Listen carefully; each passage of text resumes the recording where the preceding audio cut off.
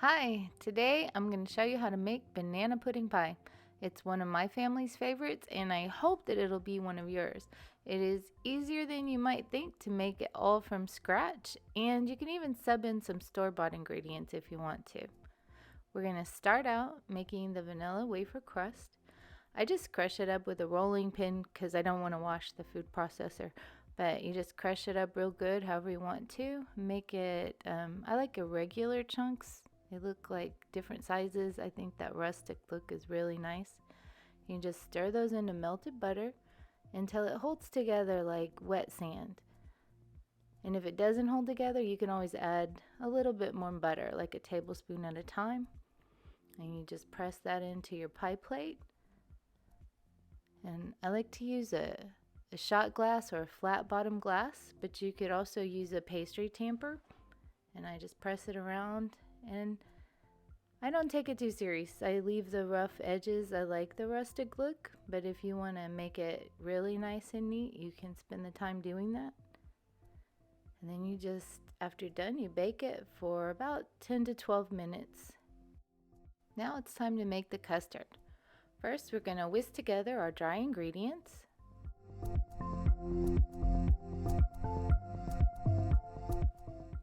Then just kind of beat up the 3 egg yolks so they're broken.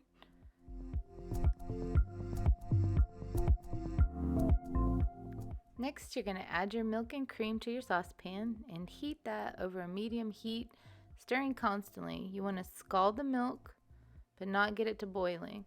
And then add your dry ingredients a little bit at a time and whisk it really well. You want everything mixed up with no lumps. Be sure you get it down in the edges of the pan.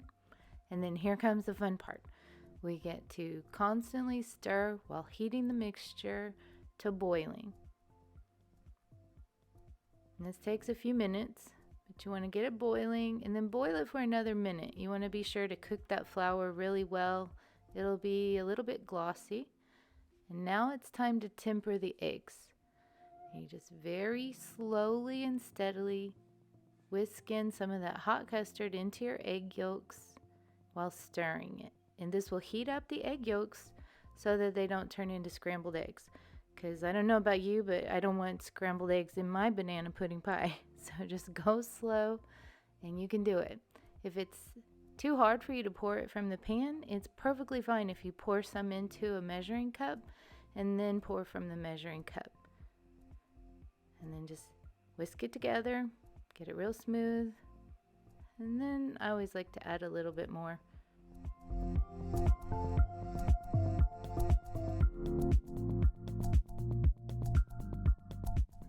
Alrighty, now that you've tempered the eggs, you want to put the custard mixture back on medium heat and slowly pour in those tempered eggs.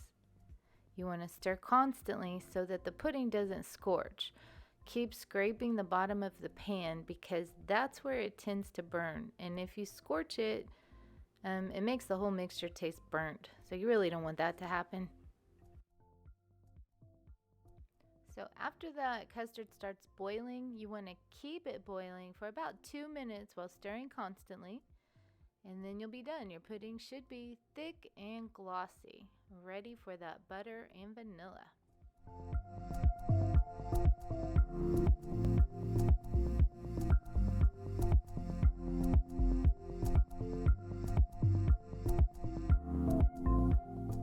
So after I get that butter and vanilla all mixed together, I push my mixture through a sieve to get out any extra little flour lumps or egg bits, just in case.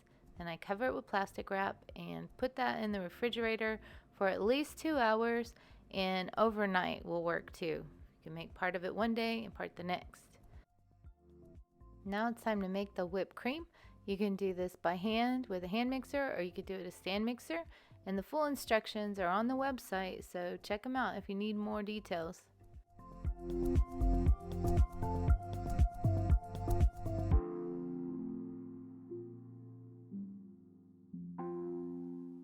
when I assemble the pie, I like to slice the bananas lengthwise. And this tip I learned from someone online a long time ago, but it keeps the pie from getting watery or the bananas from turning brown. Just putting them cut side down in the bottom of the pie crust will save you so much trouble. And to assemble the pie, you just layer custard. It should be cold custard, a layer of vanilla wafers. I like to just cover the surface of the custard. And then you put more pudding on top of that and spread it out.